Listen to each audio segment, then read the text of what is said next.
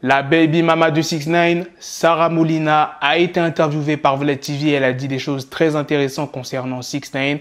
Donc, je vais vous dire à peu près tout ce qu'elle a dit. Il y aura aussi une deuxième news, donc sans plus tarder, let's go pour les news. Sarah Molina a expliqué que 6ix9ine n'a même pas essayé d'entrer en contact avec elle ou sa fille depuis sa sortie de prison en 2020. Elle a aussi confirmé des informations comme quoi que 6ix9ine avait tenté d'utiliser sa fille au tribunal pour montrer qu'elle avait besoin de lui dans l'espoir d'allonger sa sentence. Alors elle dit mot pour mot dans l'interview: depuis qu'il a été arrêté jusqu'au moment où il est allé au tribunal, nous n'avons eu aucune communication et le seul appel que nous avons reçu après environ 1 an, c'était sa mère qui disait qu'il allait être condamné mercredi. Elle demandait si elle pouvait avoir le bébé pour aller avec eux au tribunal. Sarah Molina a déclaré qu'elle avait refusé que sa fille se rende au tribunal pour voir la sentence de son père parce que 6ix9ine n'avait rien dit concernant son procès. Elle a aussi abordé le sujet de la pension alimentaire, comme quoi que 6ix9ine n'a pas payé ni même proposé. Sarah Molina a essayé d'obtenir une pension alimentaire à 3 occasions, mais elle a eu des problèmes administratifs. Et Vlad TV a répondu que 6ix9ine est un citoyen ordinaire qui paie des impôts puisqu'il continue à être payé légalement par le rap. Sarah Molina a répondu à Vlad TV: il n'est pas seulement un citoyen ordinaire qui paie des impôts, il est la propriété du gouvernement. C'est comme ça que je le vois. Je le vois comme une propriété du gouvernement.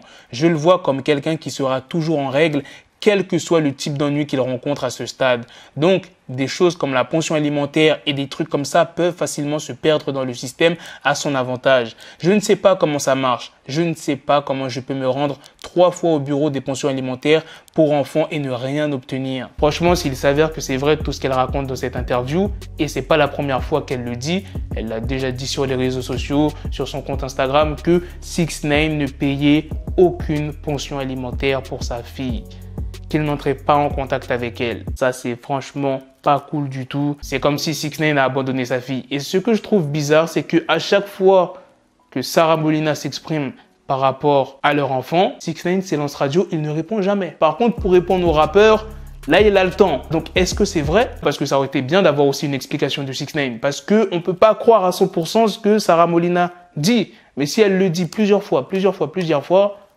on peut se poser la question. Tu vois ce que je veux dire? Maintenant, passons à la deuxième news. Il y a le compte Twitter Midi Minuit qui a montré les 10 projets urbains les plus vendus en France en 2021.